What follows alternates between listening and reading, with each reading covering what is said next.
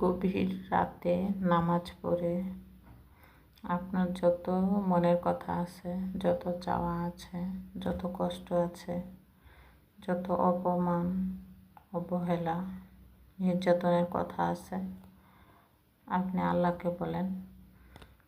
তিনি আপনাকে দুনিয়াতে শুধু লাথি উষ্টা খাওয়ার জন্যই পাঠাইছে, বিষয়টা এরকম নাও হতে পারে। হতে পারে যে সে আপনাকে পরীক্ষা করতেছে। পরীক্ষা 50 বছর হতে পারে, 20 বছর হতে পারে, 10 দিন হতে পারে, 1 সপ্তাহ হতে পারে। আল্লাহ তাআলা কতদিন কার পরীক্ষা নেবে এটা এটা ডিপেন্ড করে আমার মনে হয় সেই মানুষটার কতটুকু ধৈর্য, সেই মানুষটার মন মানসিকতা কতটুকু নরম নাকি শক্ত।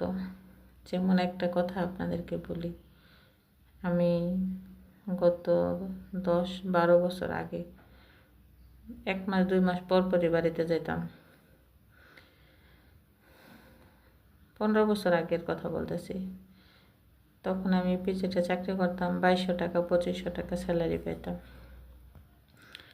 তো বাড়িতে এত যাইতাম, মানে যে মাসে বাড়িতে যাইতাম ওই মাসে আসার সময় আমার কাছে আর গাড়ি ভাড়া থাকতো না। মানে যা টাকা ছিল সব টাকা দিয়ে বাজার করে নিয়ে যেতাম। কিন্তু বলতে চাই না আমার বড় ভাইটা মারা গেছে, কিন্তু আমার ভাবি এমন একটা মানুষ, ওনাকে আমি এত বছরে ওনাকে আমি খুশি করতে পারিনি। আমি যে আমার হাতের প্রত্যেকটা টাকা দিয়ে ওনার জন্য বাজার করে নিয়ে যাই, ওনার সন্তানদের জন্য নিয়ে যাই, উনি কী করে জানেন? আমার আমার দেওয়া কাপড় চোপড় দিয়ে উনি ভাতের পাতিল ধরে। এখন করে না, কিন্তু আগে করতো। আমার সাথে জিদ করে ভাতের পাতিল ধরতো। কিন্তু তারপরও এগুলার প্রভাব কিন্তু আমরা তার সন্তানের উপরে কোনোদিনও খাটাই না। তাদের সন্তান কি, আমি যেই এরিয়াতে থাকি তাদের সন্তান আমার কাছে কি, তারা খুব ভালো করে জানে। প্রত্যেকটা দোকানদার, যে মনে করেন মুদি দোকানদার, সেও জানে আমি টাকা পয়সা ইনকাম করে কি করি। যে মনে করেন মোবাইল সার্ভিসিংয়ের দোকানদার, মোবাইলের দোকানদার, মোবাইলের বিকাশের দোকানদার, সেও জানে আমি টাকা পয়সা ইনকাম করে কি করি।